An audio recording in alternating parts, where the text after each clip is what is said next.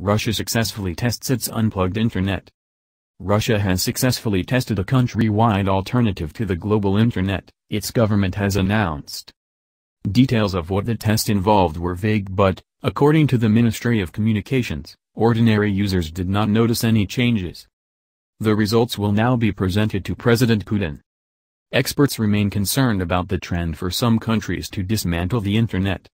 Sadly, the Russian direction of travel is just another step in the increasing breaking up of the internet, said Professor Alan Woodward, a computer scientist at the University of Surrey.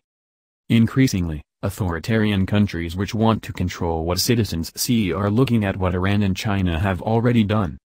It means people will not have access to dialogue about what is going on in their own country, they will be kept within their own bubble. How would a domestic internet work?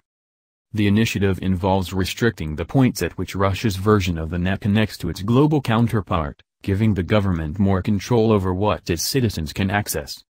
That would effectively get ISPs, internet service providers, and telcos to configure the internet within their borders as a gigantic intranet, just like a large corporation does, explained Professor Woodward.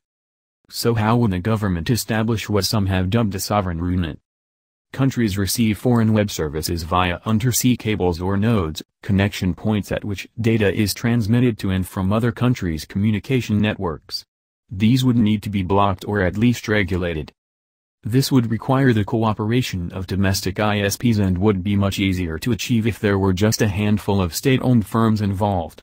The more networks and connections a country has, the more difficult it is to control access. Then Russia would need to create an alternative system. In Iran, the National Information Network allows access to web services while policing all content on the network and limiting external information. It is run by the state-owned telecommunication company of Iran. One of the benefits of effectively turning all internet access into a government-controlled walled garden, is that virtual private networks, VPNs, often used to circumvent blocks, would not work. Another example of this is the so-called Great Firewall of China. It blocks access to many foreign internet services, which in turn has helped several domestic tech giants establish themselves. Russia already tech champions of its own, such as Yandex and Mail.ru, but other local firms might also benefit.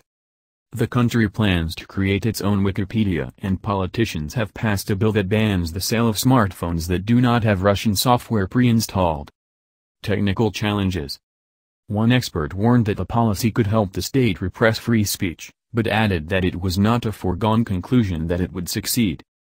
The Russian government has run into technical challenges in the past when trying to increase online control, such as its largely unsuccessful efforts to block Russians from accessing encrypted messaging app Telegram. Justin Sherman, a cybersecurity policy fellow at the New America think tank, told the BBC. Without more information about this test though, it's hard to assess exactly how far Russia has progressed in the path towards an isolatable domestic internet. And on the business front, it remains to be seen just how much domestic and foreign pushback Russia will get. Local news agencies, including Pravda, reported the deputy head of the Ministry of Communications had said that the tests of the scheme had gone as planned.